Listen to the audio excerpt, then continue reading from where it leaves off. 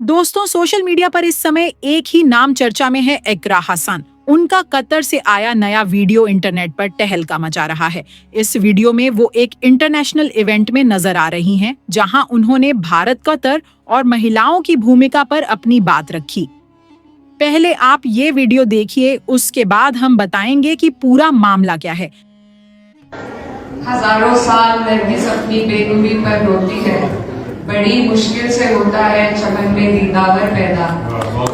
आज जिस अजीम शख्सियत के लिए आप और हम यहाँ पर इकट्ठा हुए हैं, सर सैयद अहमद खान, जिन्होंने कौम को वो रोशनी दिखाई और उस वक्त पर दिखाई जब हम ऐसे अंधेरे में धकेले गए थे कि सियासत से और इल्म से हमारी कौम बहुत दूर थी। उन्होंने कहा था कि इल्म ही वो रोशनी है जो कौम को जहालत के अंधेरे से निकाल सकती है, और एक अकेले शख्स ने हमें वो नेमत दी जिसकी बदौलत आज आप लोग यहाँ पर मौजूद हैं।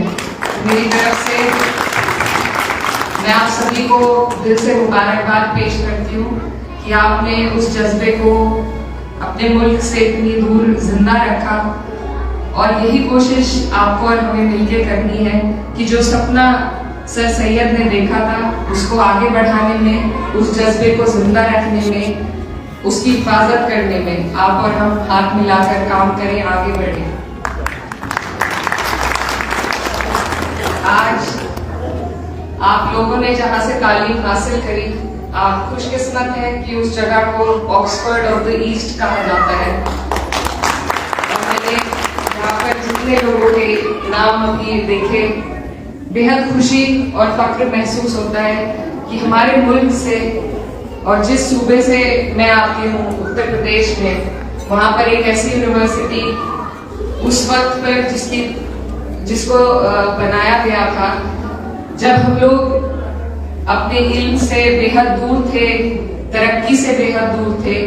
आज भी वो अपने उसी जज्बे के साथ वहाँ पर लोग पढ़ रहे हैं और आगे बढ़ रहे हैं, जैसे कि आप सब लोग यहाँ पर बैठे हैं। 3 लाख लोग हैं AMU एलुमनाइज जो पूरे दुनिया भर में मौजूद हैं, और आप लोगों की ये जो स्पिरिट ऑफ फ्रेटर्निटी है, ये बेहद काबिल तारीफ है।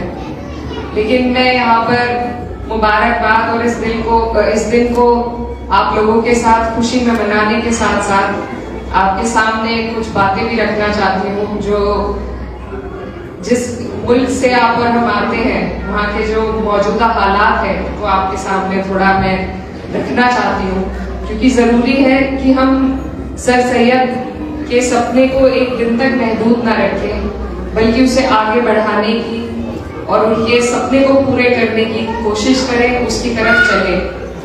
आज हमारे मुल्क में जो सियासी हालात है और जिस हादसे पर हमारी कौम खड़ी है, ये आप लोग बहुत अच्छी तरीके से समझ सकते हैं।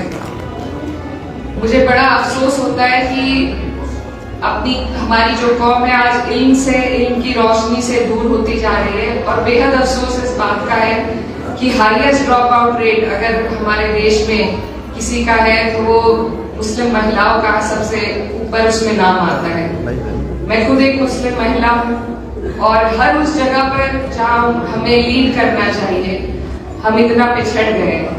मैं आपको याद दिलाना चाहती हूँ कि आजाद हिंदुस्तान के पहले शिक्षा मंत्री जो थे मौलाना अब्दुल कलाम आजाद थे, लेकिन आज हम इतना पिछड़ गए हैं कि हमारी जो बहन बेटी है, खासतौर पर जो गांव और छोटे कस्बों से ताल्लुक रखती है, वो तालीम से बहुत दूर हो गई है, तालीम उन तक नहीं पहुंच पा रही, वो नहीं हासिल कर पा रही है। तो ये बहुत ही बड़ी चिंता का विषय है हम सभी के लिए, और इसमें आप लोगों की तरफ से, क्योंकि आपको वो नेमत हासिल है कि आपने इतनी अच्छी जगह से तालीम हासिल की है, अगर आप लोग इसमें थोड़ा ध्यान देंगे, थोड़ी मदद करेंगे, हमें अपनी सरकार से उतनी उम्मीद नहीं है, लेकिन अगर आप और हम मिलकर इस नोबल कॉज के लिए काम करेंगे तो मुझे लगता है कि हमारे लिए रास्ता आसान होगा। हमारे लिए सोचने का सवाल ये भी है आज कि इतनी बड़ी यूनिवर्सिटी से दोबारा क्यों कोई सर सैयद हमारे बीच में नहीं हाजिर हुआ, दोबारा वो जैसी शख्सियत क्यों नहीं बन पाई कि हमारी कौम को इल्म की रोशनी और ज्यादा बुलंदी से मिल पाती। तो ये सवाल है हमारे लिए और इन पर काम करने की, इन पर विचार करने की बेहद जरूरत आज के वक्त में हम सभी को है। हम लोग अगर कुछ कर सकते हैं तो मैं कुछ प्रपोज करना चाहती हूँ। There are 3 C's which we can, I feel, follow. The one being to connect, and which the spirit of which you have kept intact through your alumni associations. To collaborate and to be consistent with it.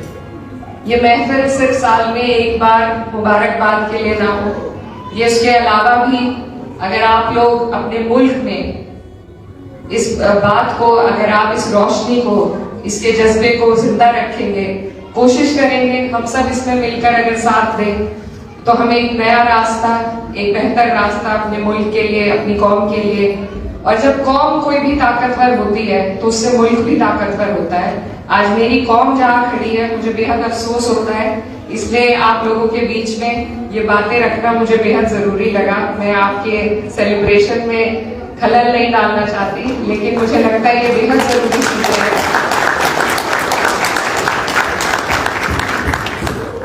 हमें जहां से इतना सब मिला है उस मुल्क को वापस भी, जिस अंधेरे में वो दोबारा धकेला जा रहा है, उससे निकालने के लिए आप जैसे लोगों की जरूरत है, आपके जज्बे की जरूरत है। तो मैं ज्यादा कुछ न कहते हुए आपका शुक्रिया अदा करना चाहती हूँ और आपके जज्बे को जगाने के लिए मैं अपनी बात खत्म करना चाहती हूँ इस कपलेट के साथ कि जो अब्र यहाँ से उठेगा वो सारे जहां पर बरसेगा, खुद अपने चमन पर बरसेगा, गैरों के चमन पर बरसेगा। ये अब्र हमेशा बरसता है, ये अब्र हमेशा बरसेगा।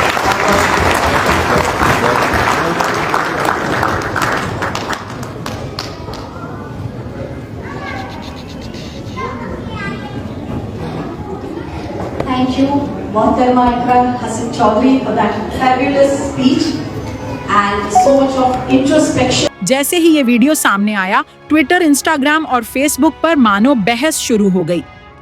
वीडियो में इकरा हासन बेहद आत्मविश्वास से बोलती हुई दिख रही हैं। उनका पहनावा, उनका लहजा और उनके शब्द सब कुछ चर्चा का विषय बन गया है। कई लोग कह रहे हैं कि वह भारत की युवा महिला नेताओं में सबसे आत्मनिर्भर आवाज बनकर उभरी हैं। लेकिन दूसरी तरफ कुछ राजनीतिक चेहरों ने इस वीडियो पर तंज कसते हुए कहा है कि यह सिर्फ एक इमेज बिल्डिंग मूव है। वीडियो में जो बात सबसे ज्यादा वायरल हो रही है वो है उनका संदेश कि भारतीय महिलाएं अब न केवल घरेलू स्तर पर बल्कि अंतर्राष्ट्रीय मंचों पर भी नेतृत्व की भूमिका निभा रही हैं। इस पर सोशल मीडिया पर प्रतिक्रियाएं लगातार आ रही हैं। किसी ने लिखा, इकरा हसन हमारे देश का गर्व हैं, तो किसी ने कमेंट किया कि ये सब राजनीति के लिए किया गया नाटक है। इकरा हसन का यह वीडियो कतर के किसी आधिकारिक समारोह का बताया जा रहा है। कुछ रिपोर्ट्स के अनुसार वह वहां भारत की युवा जनप्रतिनिधियों के तौर पर आमंत्रित थीं। वीडियो में उनके आसपास विदेशी मेहमान बैठे दिखाई दे रहे हैं और मंच पर भारतीय तिरंगा भी नजर आ रहा है। कई लोगों ने इस वीडियो को भारत की सॉफ्ट डिप्लोमेसी का उदाहरण बताया है। अब सबसे दिलचस्प बात यह है कि इस वायरल वीडियो के बाद कुछ विरोधी पार्टियों ने भी बयान देना शुरू कर दिया है। ये कहा जा रहा है कि आने वाले दिनों में इकरा हसन किसी बड़े अंतर्राष्ट्रीय मंच पर फिर से दिखाई दे सकती हैं। उनकी टीम की ओर से अभी तक कोई आधिकारिक प्रतिक्रिया नहीं आई है, लेकिन सोशल मीडिया पर दाडेड और आइक्राइन कटार ट्रेंड कर रहा है। दोस्तों, अब सवाल ये उठता है, क्या इकरा हसन का ये वीडियो सिर्फ एक स्पीच थी या इसके पीछे कोई बड़ा राजनीतिक मैसेज छिपा है? आपको क्या लगता है, क्या ये भारत की एक नई डिप्लोमेटिक छवि है या सिर्फ सोशल मीडिया की लहर? अपनी राय कमेंट में बताइए और लेटेस्ट अपडेट्स के लिए हमारे चैनल को सब्सक्राइब जरूर करें।